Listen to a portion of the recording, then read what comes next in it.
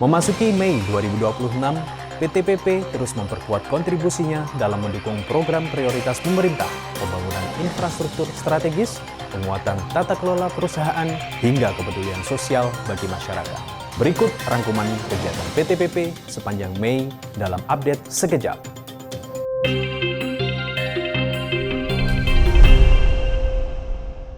Mengawali rangkaian kabar bulan ini, PT PP terus menunjukkan komitmennya dalam mendukung program prioritas pemerintah di bidang pendidikan dan pemenuhan gizi masyarakat.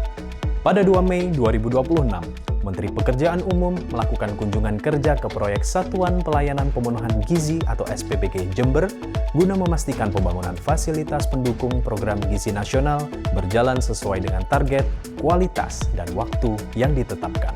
Masih pada pekan yang sama, perhatian pemerintah juga tertuju pada percepatan pembangunan sekolah rakyat di berbagai wilayah di Indonesia.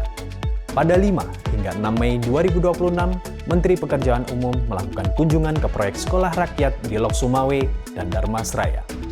Sementara itu, Gubernur Nusa Tenggara Timur turut meninjau pembangunan sekolah rakyat di Kupang sebagai bentuk dukungan percepatan pembangunan pendidikan di wilayah timur Indonesia.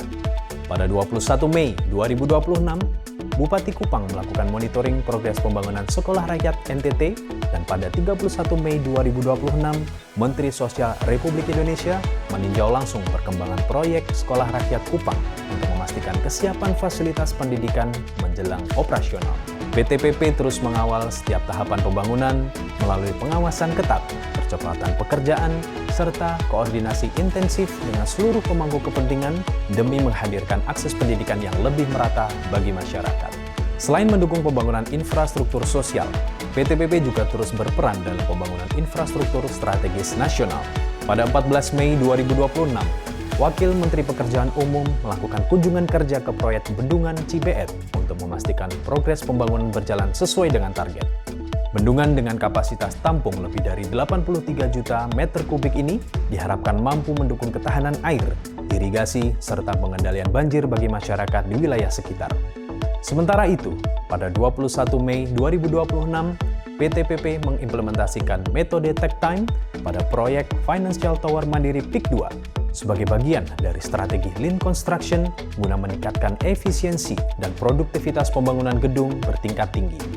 Dari sisi kolaborasi strategis, PT PP terus memperkuat sinergi dengan berbagai pemangku kepentingan. Pada 6 Mei 2026, Direksi PT PP menghadiri rapat bersama BPBUMN, Dana Reksa, dan Bank Syariah Indonesia guna membahas optimalisasi pemanfaatan aset sebagai bagian dari transformasi bisnis perusahaan. Pada tanggal yang sama, PT PP juga melakukan koordinasi strategis bersama Kementerian Koordinator Bidang Pembangunan Manusia dan Kebudayaan terkait percepatan pembangunan Sekolah Unggul Garuda. Komitmen perusahaan dalam menjaga kinerja dan tata kelola yang baik terus diperkuat sepanjang bulan Mei.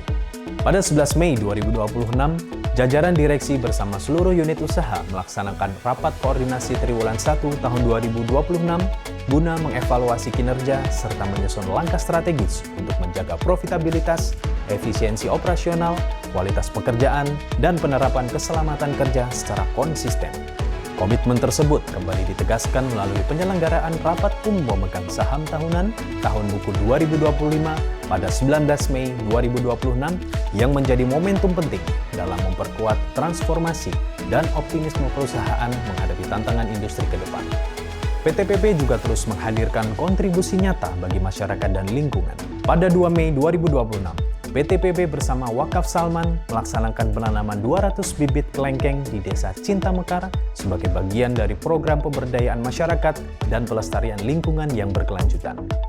Selanjutnya, pada 20 Mei 2026, PT PP menyelenggarakan upacara Hari Kebangkitan Nasional ke-118 sebagai bentuk penghormatan terhadap perjuangan para pahlawan sekaligus penguatan semangat kebangsaan bagi seluruh insan perusahaan.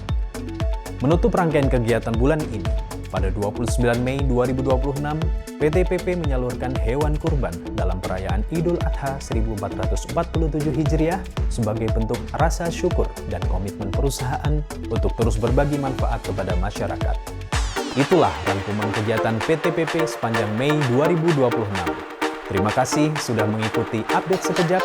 Sampai jumpa di edisi berikutnya, sahabat PP.